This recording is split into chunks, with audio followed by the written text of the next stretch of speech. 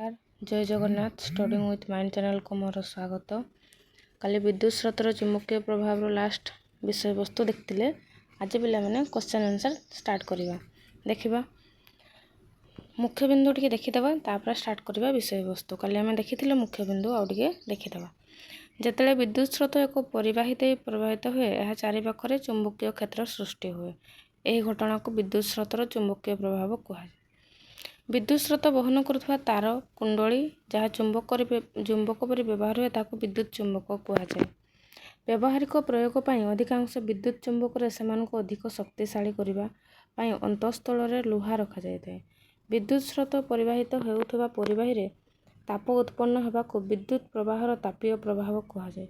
विद्युत कोष कि बैटेरी होची एक उपकरण जहाँ भितर घटुवा रासायनिक प्रतिक्रिया कारण विद्युत उत्पन्न हुए।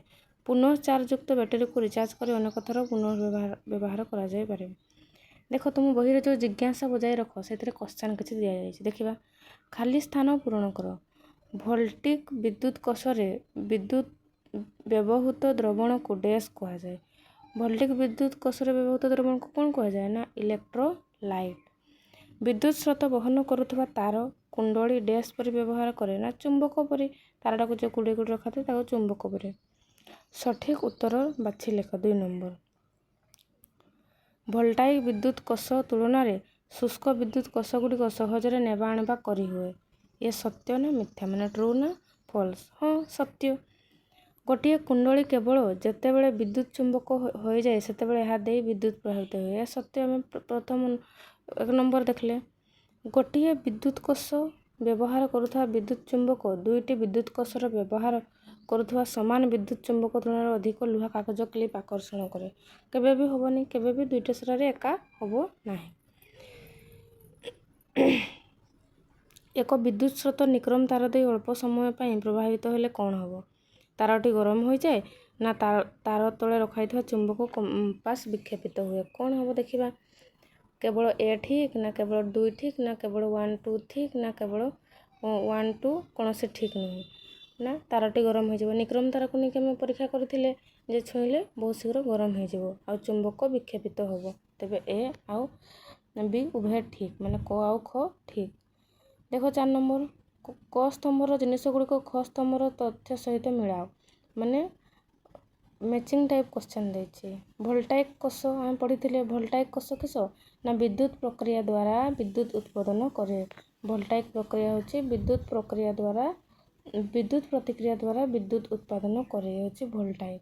तापर होची विद्युत इस्त्री बा रूम हीटर विद्युत स्रोतर तापन प्रभाव भितर कार्यकारी करे। इस्त्रीटा होची तापर विद्युत स्रोतर तापन प्रभाव भितर कार्यकारी करे। निक्रम तार कौन हुए ना विद्युत हीटर पर सर्वाधिक उपयोगी जेहेतु से जल्दी गरम हो जाए। तापर रहा विद्युत चुंबक ना विद्युत स्रोतर चुंबकीय प्रभाव भितर कार्य करिथाए। चुंबकीय प्रभाव भितर कार्य करिथाए। एक मैचिंग टाइप क्वेश्चन टिके देखिथाओ।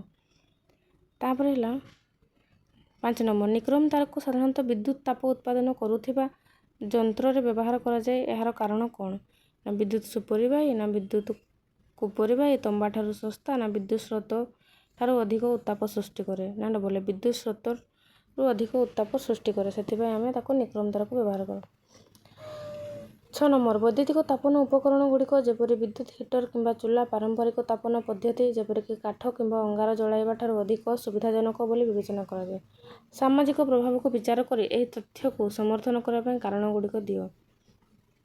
कौन कौन कारण देखा जाळेणी काठ कोयला को घरे सुरक्षित रखापी अधिक स्थानर आवश्यकता रही है। जाळेणी काठ कोयला को जालिले विषाक्त धुआं स्वास्थ्य उपर कुप्रभाव पकाई थाए। आखि पड़े और प्रश्वास नबारे बाधा सृष्टि हुए। निर्गत होता CO2 एवं CO गैस वायु प्रदूषण करे। Carbon dioxide carbon monoxide gas हमको वायु प्रदूषण करता है। 7 नंबर देखा चित्र को देखो यही कुंडली पाखरे रखाई कंपास विक्षेपित हुए केतेबेले होउछि से देखा।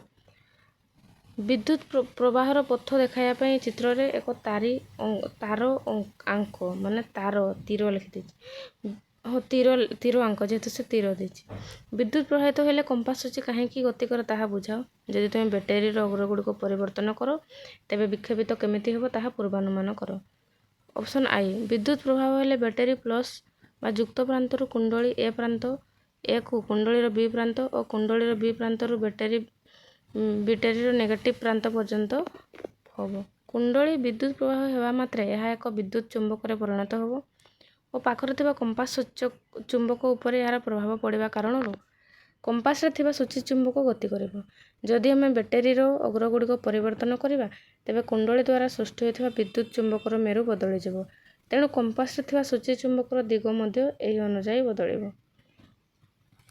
ପୂର୍ବରୁ ଯେଉଁ ପାର୍ଶ୍ୱ ବିଦ୍ୟୁତ୍ ଚୁମ୍ବକ ଦ୍ୱାରା ଆକର୍ଷିତ ହେଉଥିଲା ତାହା ବିକର୍ଷିତ ହେବ ଏବଂ ବିକର୍ଷିତ ହେଉଥିବା ପାର୍ଶ୍ୱ ଆକର୍ଷିତ ହେବ। 8 ନମ୍ବର। ମନେକର ଶୁଭଶ୍ରୀ ତାର ଉତ୍ତୋଳନ ବିଦ୍ୟୁତ୍ ଚୁମ୍ବକ ମଡେଲ ସୁଇଚକୁ ବନ୍ଦ କରିବାକୁ ଭୁଲିଗଲା। କିଛି ସମୟ ପରେ ଲୁହା କଣ୍ଟା ଆଉ ଲୁହା କାଗଜ କ୍ଲିପ୍ ଗୁଡ଼ିକୁ ଉଠାଇ ପାରୁନାହିଁ, କିନ୍ତୁ ଲୁହା କଣ୍ଟାରେ ଗୁଡ଼ା ଯାଇଥିବା ତାର ଏପର୍ଯ୍ୟନ୍ତ ଗରମ ଅଛି। ଉତ୍ତୋଳନ ବିଦ୍ୟୁତ୍ ଚୁମ୍ବକ କାହିଁକି କ୍ଲିପ୍ ଗୁଡ଼ିକୁ ଉଠାଇବା ବନ୍ଦ କଲା? ସମ୍ଭାବ୍ୟ କାରଣ ଦିଅ। ନା ଏକ୍ସଟ୍ରା ହିଟ୍ ହେଇଗଲା। ଏକ ପରିବାହୀ ତାର କୁଣ୍ଡଳୀ କେବଳ ଯେତେବେଳେ ପର୍ଯ୍ୟନ୍ତ ବିଦ୍ୟୁତ୍ ଚୁମ୍ବକରେ ପରିଣତ ହୋଇଥାଏ ସେତେବେଳେ ପର୍ଯ୍ୟନ୍ତ ଏହା ମଧ୍ୟକୁ ନିରବିଚ୍ଛିନ୍ନ ଭାବରେ ବିଦ୍ୟୁତ୍ ପ୍ରବାହିତ ହୋଇଥାଏ। ବିଦ୍ୟୁତ୍ ପ୍ରବାହ ବନ୍ଦ ହେବା ମାତ୍ରେ ତାର କୁଣ୍ଡଳୀରେ ଚୁମ୍ବକୀୟ ଗୁଣ ରହେ ନାହିଁ।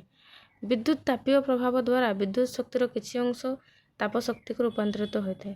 ଏହି ତାପ ଶକ୍ତିର ପ୍ରଭାବରେ ପରିବାହୀ ତାର ଉତ୍ତପ୍ତ ହୋଇଥାଏ। ଯେତେବେଳେ ବିଦ୍ୟୁତ୍ ପ୍ରବାହ ବନ୍ଦ ହୋଇଯାଏ ବିଦ୍ୟୁତ୍ ତାପୀୟ ପ୍ରଭାବ ମଧ୍ୟ ବନ୍ଦ ହୋଇଯାଏ, କିନ୍ତୁ ପୂର୍ବରୁ ସଂଗୃହୀତ ବା ଶୋଷିତ ହୋଇଥିବା ତାପ ବିକିରିତ ହେବା ପାଇଁ କିଛି ସମୟ ଲାଗିଥାଏ। ଦେଖ 9 ନମ୍ବର। ନିମ୍ନସ୍ଥ ଚିତ୍ରରେ ଯେଉଁ କ୍ଷେତ୍ରରେ ସୁଇଚ୍ ମୁଦିତ ବା କ୍ଲୋଜ୍ ହେଲେ ଏଲ୍ଇଡି ଜଳିବ। ଏଲ୍ଇଡି ଆମେ ଜାଣିଥିଲେ ପ୍ଲସ୍ ପଟେ ପ୍ଲସ୍ କଲେ ହେବ, ଆଉ ବ୍ୟାଟେରୀ ଯେମିତି ପ୍ଲସ୍ ମାଇନସ୍, କିନ୍ତୁ ଏଲ୍ଇଡିର ନୁହଁ। ଦେଖ କ ଆଉ ଖ। ଲୁହା କଣ୍ଟା, ତମ୍ବା ପାତ୍ର, ଲେମ୍ବୁ ରସ। ଲୁହା କଣ୍ଟା, ତମ୍ବା ପାତ୍ର, ଶୁଦ୍ଧ ପାଣି।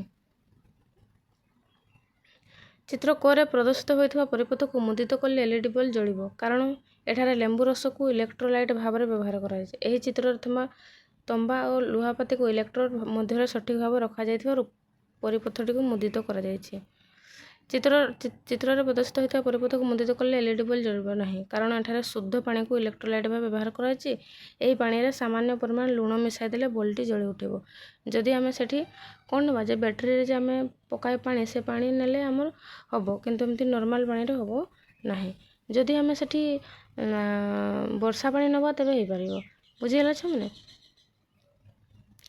ତାପରେ ଦେଖିବା 10 ନମ୍ବର।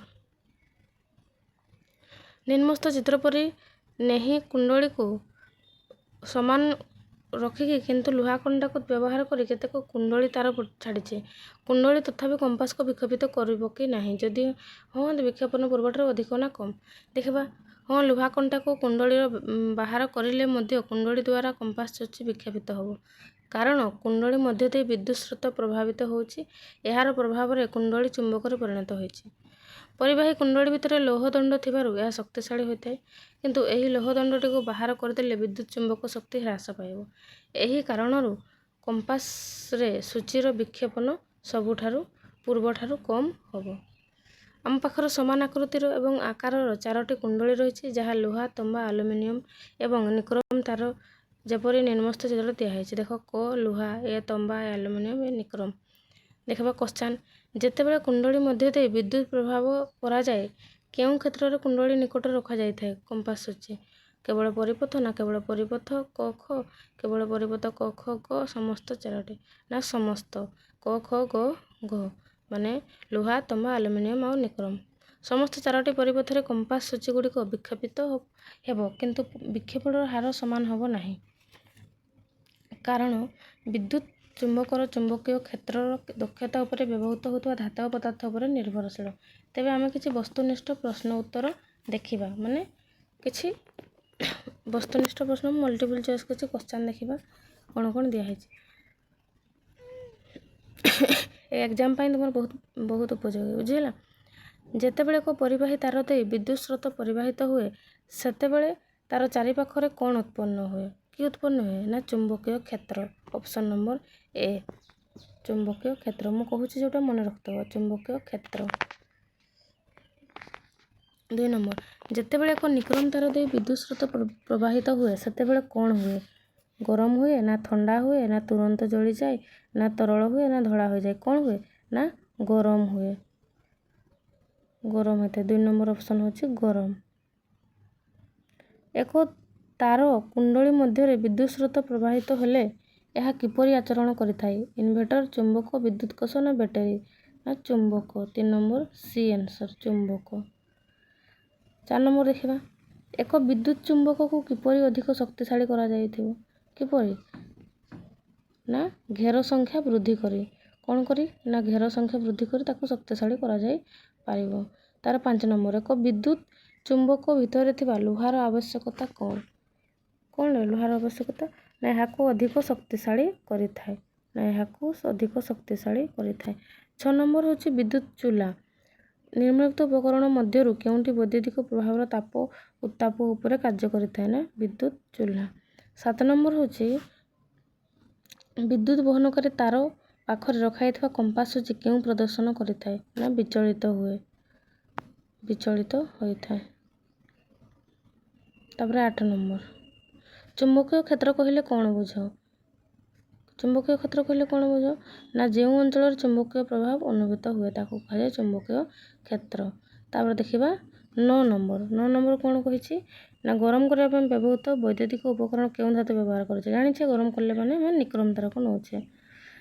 ତାପରେ 10 ନମ୍ବର, ତାରରେ ଉତ୍ପାଦନ ତାପ ଟିକେ ସେଟିଂ କରିଦିଏ।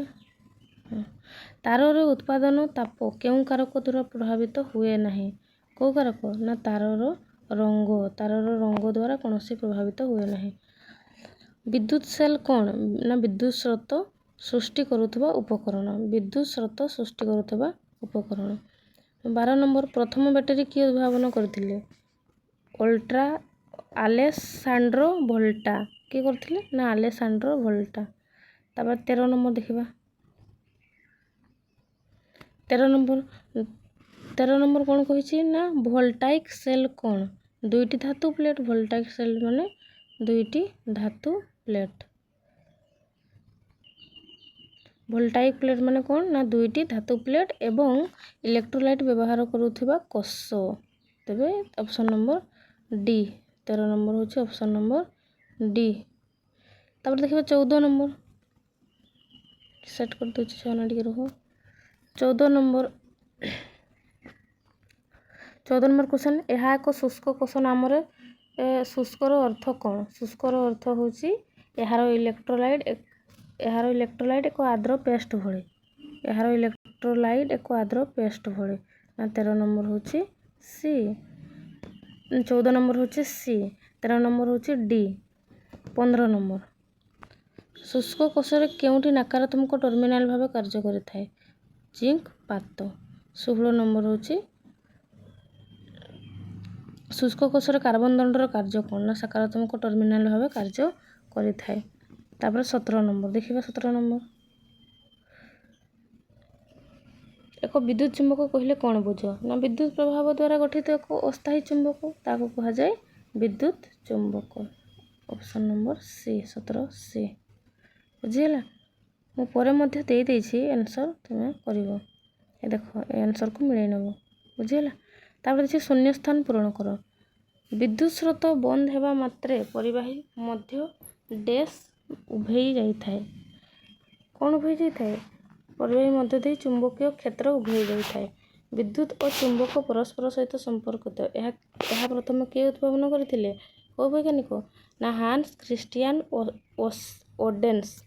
3 ନମ୍ବର, ଯେତେବେଳେ ବିଦ୍ୟୁତ ସ୍ରୋତ ସିଲିଣ୍ଡର ଆକୃତିର କୁଣ୍ଡଳୀ ମଧ୍ୟରେ ପ୍ରବାହିତ ହୁଏ ସେତେବେଳେ ଡ୍ୟାସ୍ ପରି କାର୍ଯ୍ୟ କରେ। କିପରି? ନା ଚୁମ୍ବକ ପରି। ତାପରେ ହେଉଛି ଗୋଟିଏ ବିଦ୍ୟୁତ ସ୍ରୋତ ବହନକାରୀ କୁଣ୍ଡଳ ଯାହା ଚୁମ୍ବକ ପରି ଆଚରଣ କରେ ତାକୁ ଡ୍ୟାସ୍ କୁହାଯାଏ। ନା ବିଦ୍ୟୁତ ଚୁମ୍ବକ। 5 ନମ୍ବର, ଅଧିକାଂଶ ବିଦ୍ୟୁତ ଚୁମ୍ବକ ଭିତରେ ଥିବା ଡ୍ୟାସ୍ ଏହାକୁ ଏକ ଶକ୍ତିଶାଳୀ ଚୁମ୍ବକରେ ପରିଣତ କରେ। ନା ଲୌହ କୁଣ୍ଡଳୀ ବା କୋର୍। 6 ନମ୍ବର, ଯେତେବେଳେ ବିଦ୍ୟୁତ ସ୍ରୋତ ଏକ ପରିବାହୀ ମଧ୍ୟ ଦେଇ ଗତି କରେ ଏହା ଚାରିପାଖରେ ଏକ ଚୁମ୍ବକୀୟ କ୍ଷେତ୍ର ସୃଷ୍ଟି ହୁଏ। ଏହି ଘଟଣାକୁ ଡ୍ୟାସ୍ କୁହାଯାଏ। ନା ବିଦ୍ୟୁତ ଚୁମ୍ବକୀୟ ପ୍ରଭାବ ବୋଲି କୁହାଯାଏ। ତାପରେ 7 ନମ୍ବର, ଆମ ପୃଥିବୀର କେନ୍ଦ୍ର ଆଡ଼କୁ ଗତି କଲେ ଏଠାରେ ଡ୍ୟାସ୍ ତରଳ ଆକାର ରହିଛି ବୋଲି ଜାଣିବାକୁ ପାଇବ। ଲୁହା। 8 ନମ୍ବର, ଏକ ପରିବାହୀ ଦେଇ ବିଦ୍ୟୁତ ପ୍ରବାହିତ ହେଲେ ଏହା ଗରମ ହୋଇଯାଏ। ଏହାକୁ କ'ଣ କୁହାଯାଏ? ବିଦ୍ୟୁତର ତାପୀୟ ପ୍ରଭାବ। ଯେମିତି ରୁମ୍ ହିଟର, ଇସ୍ତ୍ରୀ ସେଗୁଡ଼ା ବିଷୟରେ ପଢ଼ିଥିଲେ। 9 ନମ୍ବର, ପରିବାହୀରେ ଉତ୍ପନ୍ନ ତାପ ଡ୍ୟାସ୍ର ପରିମାଣ ଉପରେ ନିର୍ଭର କରେ। ନା ବିଦ୍ୟୁତ ସ୍ରୋତ। ଇସ୍ପାତ ଶିଳ୍ପରେ ଡ୍ୟାସ୍ ବ୍ୟବହାର କରି ପୁରୁଣା ଇସ୍ପାତକୁ ତରଳା ଯାଇଥାଏ। ନା ଉଚ୍ଚ ତାପମାତ୍ରା ଚୁଲା। 11 ନମ୍ବର ପୃଥିବୀର କେନ୍ଦ୍ରରେ ତରଳ ଲୁହାର ଗତିର ଡ୍ୟାସ୍ ସୃଷ୍ଟି କରିଥାଏ ବିଦ୍ୟୁତ୍ ସ୍ରୋତ। 12 ନମ୍ବର ହେଉଛି ଭୋଲ୍ଟାଇକ୍ ବିଦ୍ୟୁତ୍ କୋଷକୁ ଡ୍ୟାସ୍ ମଧ୍ୟ କୁହାଯାଏ। କ'ଣ କୁହାଯାଏ ନା ଗାଲଭାନିକ୍ ବିଦ୍ୟୁତ୍ କୋଷ। ଭୋଲ୍ଟାଇକ୍ ବିଦ୍ୟୁତ୍ କୋଷରେ ଡ୍ୟାସ୍ ନାମକ ତରଳ ପଦାର୍ଥ ରହିଥାଏ ନା ଇଲେକ୍ଟ୍ରୋଲାଇଟ୍। ଭୋଲ୍ଟାଇକ୍ କୋଷରେ ବ୍ୟବହୃତ ଫଳକ ଦୁଇଟିକୁ ଡ୍ୟାସ୍ କୁହାଯାଏ ନା ବିଦ୍ୟୁତ୍ ଅଗ୍ର। ବିଦ୍ୟୁତ୍ କୋଷର କାର୍ଯ୍ୟକାରିତା ବନ୍ଦ ହୋଇଗଲେ ଏହାକୁ କ'ଣ କୁହାଯାଏ ମୃତ ବା ଅକାମୀ। ଯଦି ବନ୍ଦ ହୋଇଗଲେ ତାକୁ ମୃତ ଅକାମୀ କୁହାଯାଏ। ଦେଖ ଛୁଆମାନେ ଏଠି ଆନ୍ସର୍ ମଧ୍ୟ ମୁଁ ଦେଇଦେଇଛି 1 ନମ୍ବର 2 ନମ୍ବର 3 4 କରିକି 15 ନମ୍ବର ପର୍ଯ୍ୟନ୍ତ ଆନ୍ସର୍ ଦେଇଦେଇଛି। ଏ ହେଉଛି କ୍ୱେଶ୍ଚନ୍। ତୁମେ ଏ କ୍ୱେଶ୍ଚନ୍କୁ ଭଲ ଭାବରେ ପ୍ରାକ୍ଟିସ୍ କରିବ ହେଲେ ଏକ୍ଜାମ୍ରେ ତୁମେ ପାଇପାରିବ। ବୁଝିହେଲା ଛୁଆମାନେ। ତେବେ ଏତିକିରେ ଆଜି ଆମର ସେ ଅଧ୍ୟାୟ ସରିଗଲା। ନେକ୍ସଟ ଆମେ ବିଦ୍ୟୁତର ସେ ଚାପ୍ଟର ସରିଗଲା। ନେକ୍ସଟ ଆମେ ପଞ୍ଚମ ଅଧ୍ୟାୟ ପଢ଼ିବା। ଏଇଟା ଥିଲା ଚତୁର୍ଥ ଅଧ୍ୟାୟ। ହଁ ଛୁଆମାନେ ଚତୁର୍ଥ ଅଧ୍ୟାୟ ତ ନେକ୍ସଟ ଆମେ ପଞ୍ଚମ ଅଧ୍ୟାୟ ଷ୍ଟାର୍ଟ କରିବା। ବୁଝିହେଲା। Thank you. ଜୟ ଜଗନ୍ନାଥ। ଭଲ ଲାଗିଲେ ଲାଇକ୍ କରିବ, ସେୟାର କରିବ, କମେଣ୍ଟ କରିବ। ସାଙ୍ଗମାନଙ୍କୁ ସେୟାର ମଧ୍ୟ କରିଦିଅ ଛୁଆମାନେ।